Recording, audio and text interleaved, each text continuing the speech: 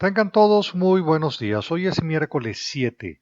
Como todos los días, le doy gracias a Dios porque me permite estar con todos ustedes. A ustedes gracias siempre por la sintonía con la que apoyan el programa. Una bendición temprana. Dios los bendiga a todos, absolutamente a todos. Con esta bendición empezamos el programa el día de hoy, que debo empezar señalando, debo empezar diciendo, debo empezar dando gracias. Gracias a todas las personas que participaron en la Concordia, en la Asamblea de Ciudadanos que estuvimos verificando por los lados de el estadio de béisbol. Y decir por demás que fue numerosa, nutrida, excelente participación de parte de las personas que fueron a participar, preguntas, respuestas, inquietudes, cómo nos organizamos, qué hacemos, cómo hay que hacerlo, por qué es ilegal, por qué es un fraude. Y ahí estuvimos respondiendo todas esas preguntas. De verdad que sí. Entonces, gracias a todos los que participaron, se quedaron con la tarea de las cosas por continuar y esa es la misión que nosotros tenemos en este proceso de acompañar a todas las comunidades en una tarea que nos hemos impuesto desde hace ya algún tiempo el licenciado Javier Tarazona, juntos los dos en este proceso, por supuesto acompañados por otras personas del magisterio, etcétera, algunos dirigentes sindicales. Ayer contó con la participación del abogado también, el doctor Luis Useche, que también nos acompañó, y por supuesto hizo uso del derecho de palabra también para este ejercicio ejercicio democrático que llevamos nosotros por las distintas comunidades. De verdad que gracias a toda la gente de la Concordia. Después estuvimos en Cordero, en la Plaza Andrés Bello de Cordero. Una participación numerosa, agradecerle al alcalde Humberto, a la Mesa de la Unidad, a la sociedad civil, a todos los que participaron, a los padres que tienen hijos presos, gracias por participar. La lucha es por sus hijos, la lucha es por los presos. En definitiva, la lucha es hasta vencer, hasta ganar, hasta derrotar al comunismo, al castromadurismo. Cuando hablemos de este tema tenemos que hablar del castromadurismo. Bueno, de verdad que gracias a todos, seguimos con el mismo compromiso de seguir adelante. Bueno, hoy quiero que le demos una revisión a los temas internacionales porque en materia internacional las cosas se están moviendo mucho en el tema de Venezuela y estamos muy concentrados en el interior de Venezuela y no en lo que está sucediendo en el exterior. Vamos a ver, nuestra primera mirada es en la Organización de Naciones Unidas, en la ONU, toda vez que están diciendo que la crisis en Venezuela requiere de asistencia rápida, no lenta, rápida. El alto comisionado para los derechos humanos urge al gobierno de Nicolás Maduro a aceptar la petición que desde esa comisión se ha hecho para el envío de una comisión de trabajo. Eso lo está señalando, diciendo que se necesita un análisis imparcial, que es urgente para evaluar las condiciones de deterioro de los derechos humanos en Venezuela. Y dice por demás que el gobierno de Maduro tiene pendientes por lo menos 10 solicitudes de los relatores de la Organización de Naciones Unidas, es que son especializados en distintas áreas de los derechos humanos para visitar el país y analizar la situación. El alto comisionado está señalando que la situación de violación de los derechos humanos es crítica, que no se permite la entrada de los expertos de Naciones Unidas. Aquí me voy a detener un momento. Aquí el gobierno de Maduro replica al gobierno de los Castro, que nunca ha permitido la entrada de los expertos de Naciones Unidas ni de la OEA para determinar el nivel de violación de los derechos humanos.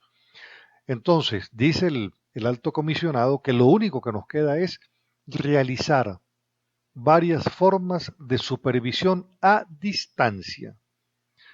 En Naciones Unidas llevan una cuenta distinta a la que lleva Venezuela desde el punto de vista de los fallecidos. Se habla de 80 fallecidos en todos estos procesos. La Fiscalía afirma que hay 65 víctimas mortales más un millar, escúchelo bien, más un millar de heridos.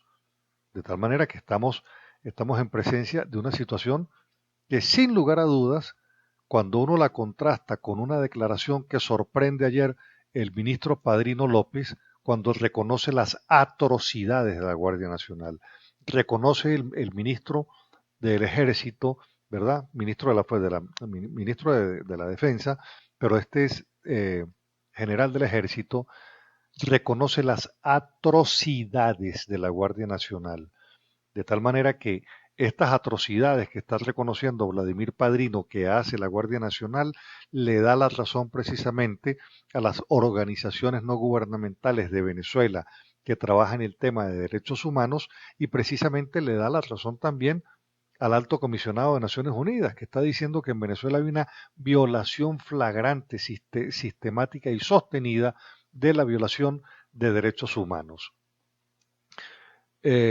Dice Vladimir Padrino, abro comillas, no quiero ver a un guardia nacional cometiendo una atrocidad en la calle. El que se aparte de la línea del Estado, de la preeminencia de los derechos humanos y se comporte no como un profesional, tiene que asumir su responsabilidad ante la ley. Ahora bien, ¿qué sucede con esto? ¿Qué es lo que está diciendo la fiscal? La fiscal ha venido diciendo que existe un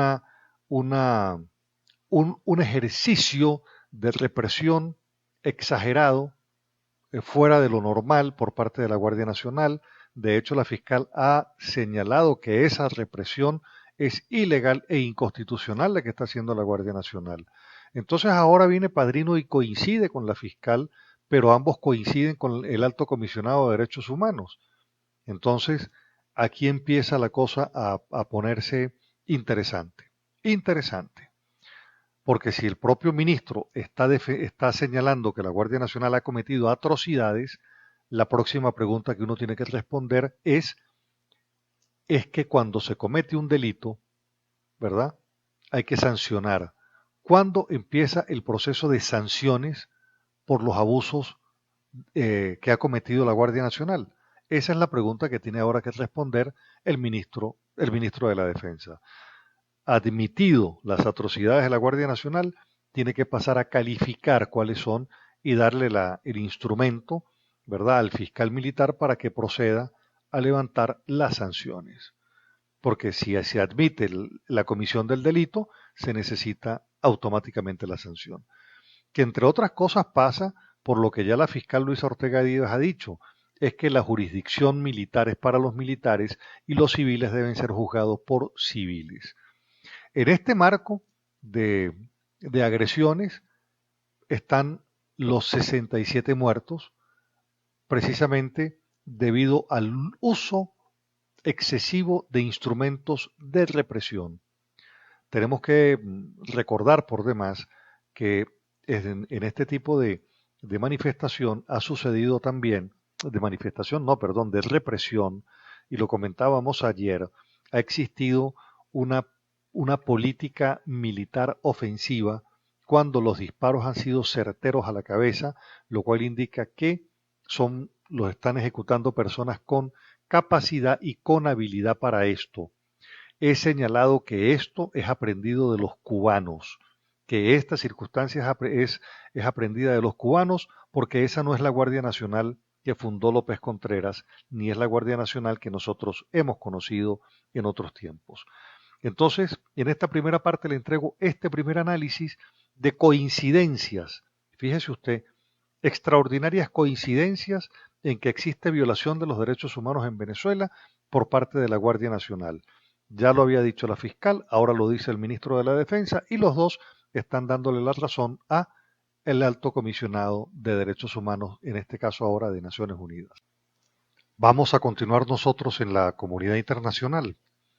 Vamos a revisar cómo están viendo las cosas en otras perspectivas en el mundo. El expresidente Jorge Quiroga de Bolivia señala que los venezolanos estamos sometidos a un régimen despiadado, pero él califica, hablándole a la comunidad internacional, y les dice lo siguiente: Venezuela podría ser la próxima Corea del Norte si el mundo no actúa a tiempo. Fíjese lo que está diciendo el expresidente Jorge Quiroga. Dice, Venezuela puede ser la próxima Corea del Norte si el mundo no actúa. ¿Qué hace el gobierno de Paraguay? El gobierno de Paraguay ayer repudió las agresiones de la Guardia Nacional contra el diputado Pizarro y Juan Requesens, que lo empujaron a Requesens, diputado por el Táchira, lo empujaron por una alcantarilla. ¿Qué otra cosa se está hablando en la comunidad internacional? Bueno, están diciendo que Venezuela debe dejar y debe renunciar al Consejo de los Derechos Humanos de Naciones Unidas a donde hace parte. Le dice, y esto se lo dice por cierto la embajadora de los Estados Unidos en esa comisión, dice, Venezuela debe renunciar a la Comisión de Derechos Humanos porque no cumple los derechos humanos. Es decir, le están diciendo, no, por favor, usted tiene que irse de aquí. Y dice esta embajadora lo siguiente, la inacción de la Comisión de Derechos Humanos de Naciones Unidas puede dañar la reputación del organismo por su inacción frente a Venezuela. Eso es lo que está diciendo la embajadora de Estados Unidos ante la ONU. Acusó al gobierno de Maduro de estar desesperado por ocultar los abusos que se cometen en Venezuela.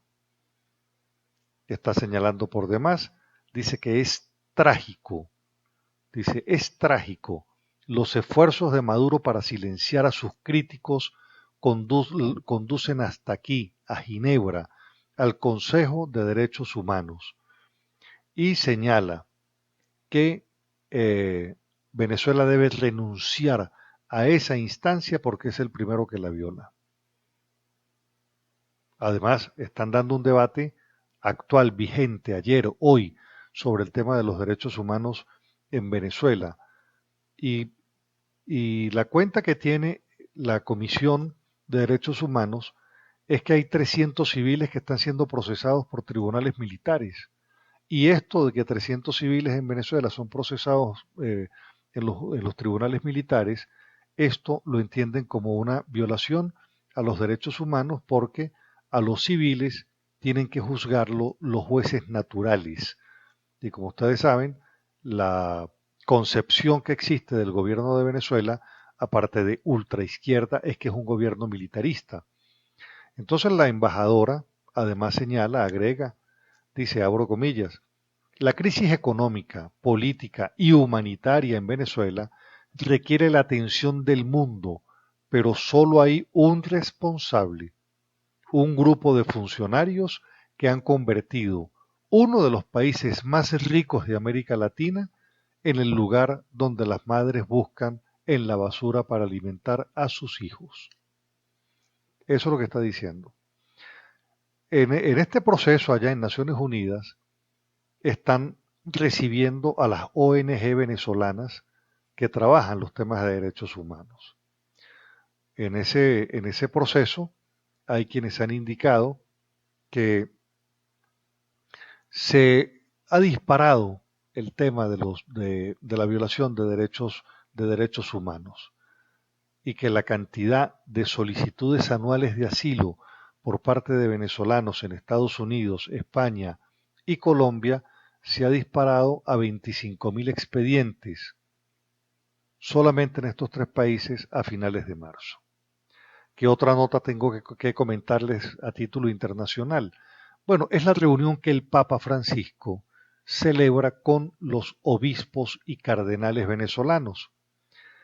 Esta reunión fue solicitada por la Conferencia Episcopal Venezolana a esta reunión que se va a dar mañana.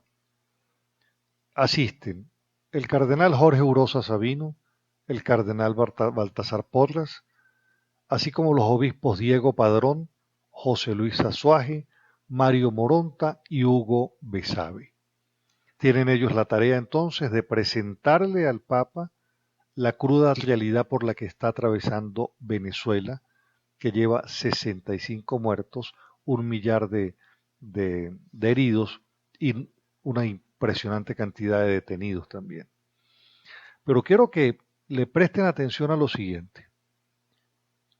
Con el Papa, antes de que los obispos de Venezuela estén reunidos con él, ya pasó por allá el presidente Donald Trump, pasó por allá el primer ministro de Canadá, y esto habla de que el tema de Venezuela, habla de que el tema de Venezuela está siendo tocado a los más altos niveles. Tengan la absoluta certeza de que a esos niveles se está tocando el caso de Venezuela. Quiero transmitirle a todos los tachirenses que tengan claro, la lucha la damos aquí, pero en la lucha no estamos solos. Eso ténganlo como una fe de mandamiento, no estamos solos. En esta oportunidad que el episcopado venezolano está hablando con el Papa Francisco, prácticamente en una reunión colectiva, porque participan varios, están hablando de la crisis y están hablando de posibles escenarios, obviamente, hablando de posibles escenarios para poder buscar salidas, porque obviamente salidas tienen que haber. Nosotros no vamos a ser eh, el país a donde no existen soluciones. No, obviamente hay que buscar soluciones y se están trabajando en Venezuela como en el exterior. Nosotros hacemos nuestra tarea. Nuestra tarea es presentar de forma cotidiana esa protesta que indica que no estamos de acuerdo con lo que está pasando. Señalar por demás, aquí no se trata de pedir elecciones regionales y municipales. No se trata de eso. Como ya hemos venido hablando en las distintas asambleas, como les he venido presentando en los programas de radio que hemos hecho, aquí se trata de que se implantó un modelo económico que sustituyó el que está en la Constitución por uno nuevo.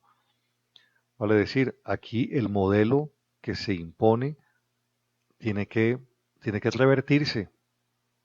Aquí no es que entonces hay soluciones negociadas, parciales, nada de eso.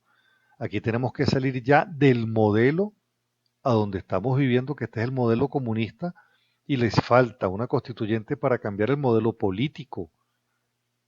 Pero en todo caso, quiero que sepan que nosotros hacemos nuestra tarea, todos como sociedad, pero también en el escenario internacional hay quienes están preocupándose y bastante para ver cómo se soluciona el problema en Venezuela. Y entre otras cosas, por una solución una circunstancia muy práctica, es que este modelo es absolutamente inviable. No tiene posibilidad. Ni siquiera en Cuba tiene posibilidad. Cuba ha vivido porque cuando ya se iban a entregar al cambio del modelo económico en Cuba, apareció Chávez a entregarle el oxígeno que necesitaba Cuba. Ya no tiene Venezuela cómo seguir dándole oxígeno a Cuba y Cuba empezará un proceso nuevamente de apertura porque el camino no lo vamos a iluminar desde la oscuridad. La luz es la que va a acabar con la oscuridad. Bueno, y para que ustedes vean cómo van cambiando las cosas de forma severa en Venezuela frente a lo que implica una perversidad en la convocatoria de esta Asamblea Constituyente ilegal, porque quiero que sepan algo. Ayer el doctor Ángel Marrero, por ejemplo, me llamó y me dijo, Carlos, hay una imprecisión en el tema este de la constituyente. Y le dije, ¿cuál sería, doctor? Me dijo que nosotros hablamos en contra de la constituyente como si la constituyente por sí misma es algo que hay que estar en contra de ella por sí misma. Y resulta que la constituyente efectivamente es una institución que está en la Constitución. Lo que hay que agregar de forma permanente es que es la ilegalidad de su convocatoria lo que hace precisamente que esté fuera del marco de actuación del derecho, de la Constitución y de la justicia. Entonces, este proceso a donde nosotros estamos, ¿verdad?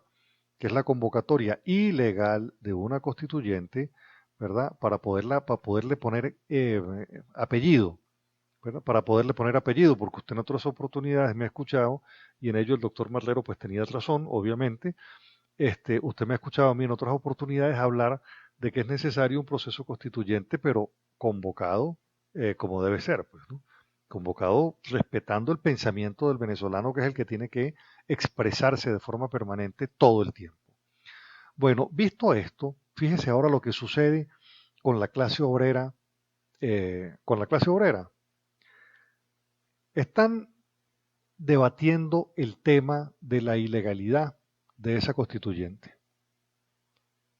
Iván Freites, secretario de Profesionales y Técnicos de la Federación de Trabajadores Petroleros, miembro del Comité por la Defensa de la Constitución y la Democracia, informa que en el marco de la fraudulenta convocatoria a la constituyente comunal, se están realizando asambleas en todo el país para informar a los trabajadores cómo el gobierno nacional viola los derechos de la clase obrera en el artículo 91, que establece que todo trabajador tiene derecho a un salario suficiente que le permita vivir con dignidad, cubrir sus necesidades básicas. Señala que el Estado debe garantizar por demás un salario mínimo justo cada año, tomando en cuenta el costo de la canasta básica alimentaria. Explica por demás este secretario del sindicato petrolero que en Venezuela no existen cifras oficiales por parte del Banco Central y por tanto no se sabe cuál es el dígito de la inflación. ¿De cuánto es la inflación? No se sabe. Como consecuencia de ello, no se sabe cuál es el costo de los bienes y servicios, tampoco existen los parámetros para poder determinar en la economía cómo es que se está realmente. Y dice, por demás, que entonces los trabajadores del sector petrolero se guían por sendas a los efectos de determinar cómo está el tema, el tema de la inflación.